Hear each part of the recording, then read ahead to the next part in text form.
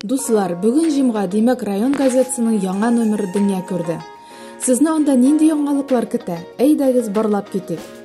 Зур юлларга дәште соңгы кыңгырау. 23 майда районыбыз мәктәпләрендә соңгы кыңгырау шыңлады. Эшмәкәрләр эшчән халык. 26 май Россия эшмәкәрләре көне. Шул уңайдан без районыбыз эшмәкәрләренең нинди уй максатлар белән яшәү хакында сораштык. Яңа үрләр, яңа җиңүләр. Мамадыш шәһәрендә муниципаль хезмәткәрләр спартакиадасы кысаларында өстәл теннисы буенча ярышларның финал уеннары төгәлләнде. Халык белән җитәкчелек арасындагы күпер.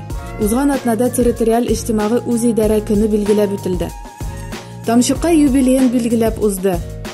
Нәни йолдызчыклар сәхнә балкытты. Сәләтле укучылар район күркә. Укытучы гына түгел, ятимнәргә дә әни. Хәсби Амал апаны районда бик күпләр белә. Ул гомерен балалар тәрбияләүгә багышлаган олы җанлы педагог.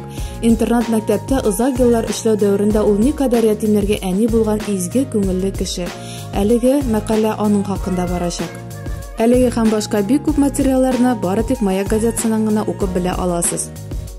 Маяк газетасы әти-әниләрегезгә, әби-бабайларыгызга, күрше-тирәдә яшәүче өлкәннәргә, туганнарыгызга иң яхшы бүләк. Алар газета, журналлар укып үскән буын һәм район тормышы белән һәрчә хәбәрдар булып яшәргә омтылалар.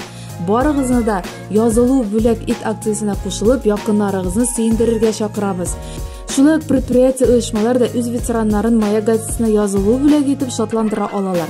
Почта бүлекләрендә һәр атнаның пәнҗешәмбесендә әбүнәче көне уздырыла. Бу көннәрдә район газетасына язылган һәр кеше редакциянең бүләген дә ота ала.